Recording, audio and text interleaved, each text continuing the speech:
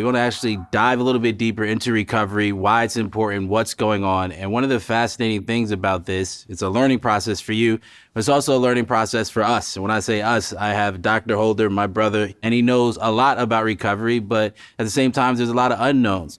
What's the deal? What is recovery? But even before we get to that, I think we need to break down first some of the different kind of categories that surround recovery. So in this case, rest, recovery, and resilience. So you need to have a little bit of overstressing in your body when you're training, so then it can go towards your daily lifestyle and also build resilience. So resilience meaning how you can bounce back from an activity, how you, if you can bounce back from stresses within your life, and also how you bounce back from an injury. I know we live in a society that's very much so, you could give the idea of overtrained, but we're also very much so under-recovered. So we're not returning to basically like this physiological baseline after activity. So I get people who are typically overtraining, doing too much, and they're not getting back to a physiological baseline. So most people think physiological baseline muscular wise, but no, that's also considered like your emotional state, your hormones. Are your cortisol levels very high? Have they gone back to a baseline state? Is your emotions also always heightened? Do you always feel like you always have to kind of rev up when you're doing something, even at a rested state? Are your muscles continuous in spasm? Or are you kind of, when you're relaxed, you see that your whole body kind of gets into also a relaxed state? So you're looking at different levels. You're looking at your mental state or an emotional state, but then you're also looking at muscular wise, and then you're also looking at hormones, and you're also looking at neurophysiological. So when you want to recover, basically what you want to do, you want to get to a status of homeostasis, which essentially we want our bodily systems to recover. That could happen in multiple ways. So our bodily systems can be structural. So think bones, ligaments, tendons, muscles, joints, etc. Your body also nervous system, which is super important. And there's also, hormones and things of that nature. So when we recover, even say in between rest and a workout, basically what we're doing is sometimes we need our energy stores to bounce back. And then we go under recovery processes to say reset our body totally. So Doc, let's talk about recovery strategies. What are some of the ones out there that may work, might not work? Rest is pretty much when activity is kind of just completely stopped. But the other point is, typically in between, he's saying like in between workouts or in between when you're doing an activity and you're resting, that's typically an active recovery. But your body's typically only at rest when you're sleeping. Other times it's not really truly resting.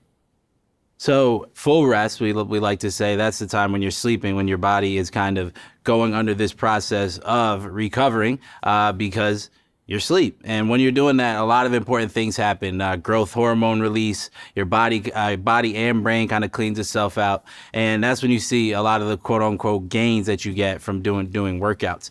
Big sleep, get a big sleep after a hard workout. And I see my fitness gains kind of bounce back. So when we talk about recovery, it's not just returning to baseline, but hopefully stimulating ways that get us a little bit better, which connect to what we also love, our resilience.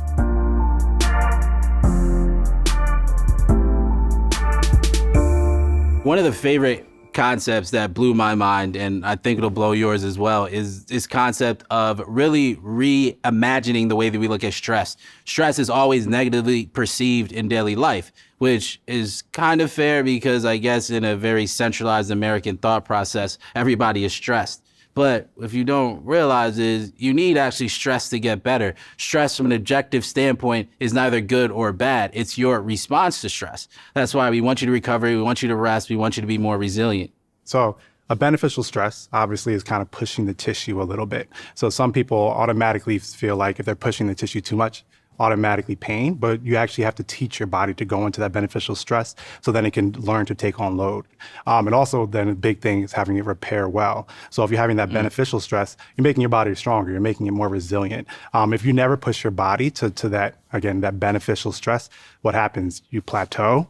So when you really look at working out, it's a positive stress. A great example of this, which I've seen in my practice, which actually also works as active recovery strategy, is jump rope. Sometimes if you jump rope in the morning, probably for just about 6 or 8 minutes or so, nothing crazy.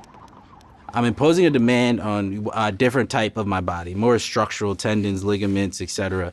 My body then will bounce back to then repair that because it's thinking something's knocking at that door. So if something's completely knocking at that door and makes a small crack, your body just doesn't repair the crack, this micro stress or trauma, and makes a better full door. So stress, depending on how you use it, can be great. But what's important is that you give the foundational support when you hit this stress. And that's how we get this concept of eustress, which is a positive stress. This is the thing. Working out in itself is not a beneficial thing. What's beneficial about it is how you respond to it, like anything. That's why you can give people the same type of workout, and if one person goes into distress, they get worse. Other person goes into eustress, they get better. And that's what a lot of times these active recovery strategies or recovery strategies in general can help promote, is have this beneficial bounce back result. And then what do we get? We get more resilient. We start to feel good. We start to feel better.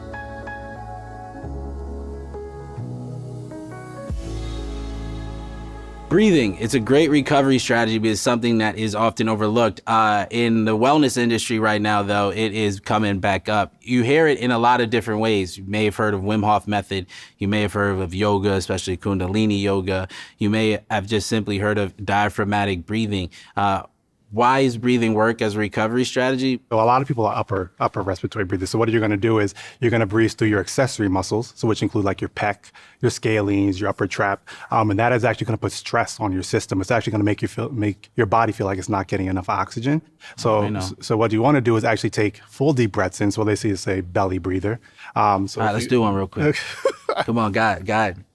So I'll guide you. Hands on your side. What right. you want to do is again breathe into your stomach. So you say, breath in, have your stomach poke out, side the rib cage go out, and then when you breathe, go ahead, breathe out, come back in. So everything should kind of compress, okay? So I usually tell 2 to 5 seconds in, 4 to 6 seconds out, okay? Well, come on, let that belly go out. I know you I got a mic on. But no, that's nice. A nice, consistent breathing pattern. I've seen that help with a lot of essentially pain or discomfort in clients who really can't get that breath in and always feel stressed. Also a good way to do it before you go to sleep. That could definitely help you get you ready for bed. But also, it's also a way to protect yourself during exercise as well.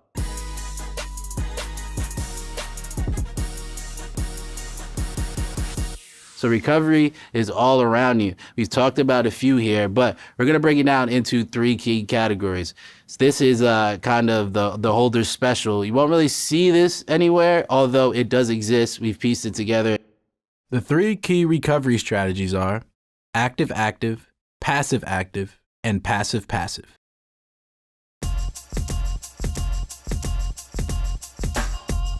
Let's think about it like this. Active. It's where you're engaged in something that is active and you're actively doing it, say jumping rope, going for a nice jog.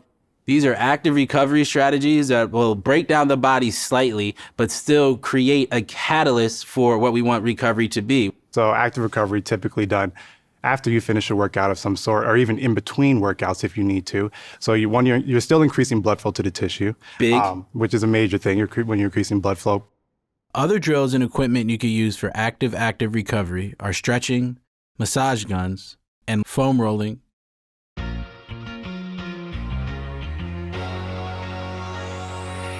Next one, you ready? It is passive active, which is if I'm laying down and Michael's giving me a massage or working on my leg, I have an active stressor being imposed on me while I'm relatively passive. I need to stay chill. I need to stay relaxed. And then we'll have the body typically, come back and do well.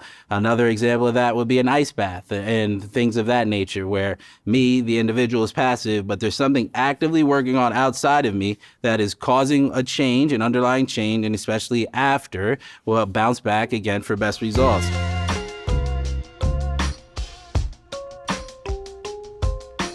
So talk about activating muscle, talk about blood flow. Let's talk about heat. What are the possible benefits, when to use it? How does it help me recover? Right. So it really depends on the person. So everything depends. It really is. It depends on the person. So if somebody feels better with it, Yep. automatically say, let's do it, unless it's causing harm to an extent. So the only time it will cause maybe harm is right after an injury, very acute, and you put heat on something, like you sprain your ankle, you put heat on it automatically. It could possibly swell up. So you usually want to use edema. ice bath. Right. It could possibly swell up, but there's been other times it can actually push some of that fluid out, especially if you do contrast. So again, the idea of heat, if you feel better with it, because one, you're giving that warming effect. Temperature is one of the ways our body kind of, again, you can assess it by having your yourself calm down. So if you put heat on there, increase blood flow to the tissue, increase kind of like those healing factors that are coming in, it can calm your system down. So again, that's why you do it after a workout. If you maybe ran for a long time, increasing blood flow to that tissue, but in a calm manner, and somebody gets to relax and kind of go through a kind of more of a passive recovery technique. So two big things there: heat, blood flow, as you know, or maybe you don't. That's why you're here. Blood flow helps supply nutrients to working muscles, essentially. And then also it could help calm your nervous system. You know, while you take a hot shower, probably an hour or so before you go to bed, which will help you go to sleep because it calms you down. What's the deal with cold? In rehab world, we'll use cold pretty much if it's an acute injury. And that's just to kind of slow down your nervous system a bit. Cold is typically prescribed or utilized for immediate or acute injuries. What this means is that in the first 24 to 72 hours, typically after somebody gets hurt, you want to reduce the perception of pain and then also help inflammation. Many athletes will take an ice bath after a game, a race, or an intense training session. However, they are often already in shape. They're utilizing the cold to help the body bounce back quickly because they no longer need to adapt to their fitness. They just need to make sure that they could get up again, probably the next day or the day after, and go hard in their competition. When you're just getting in shape, you don't want to use cold too much, or in this case, like an ice bath, because it could actually blunt the adaptations to your fitness.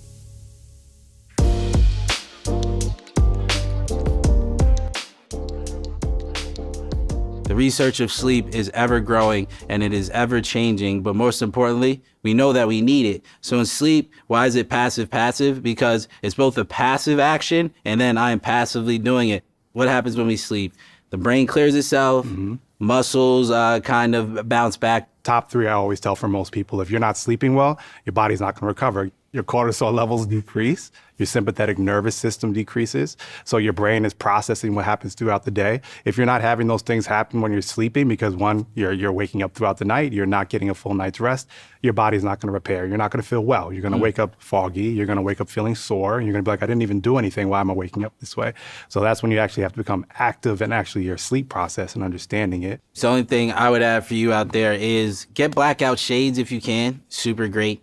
Try to go to bed relatively at the same time every day. It's hard to make up sleep debt, so don't just bank on the weekend, essentially, of trying to get it all in and then end up going to sleep at different times.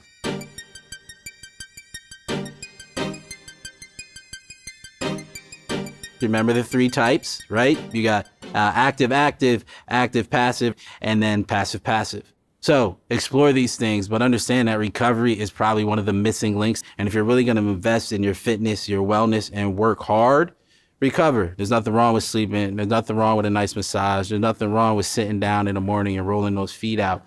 And there's nothing wrong with having a great big brother who's a doctor. So thank you again. That's recovery. That is rest. The more you know, the better you can be. That's the athlete lifestyle.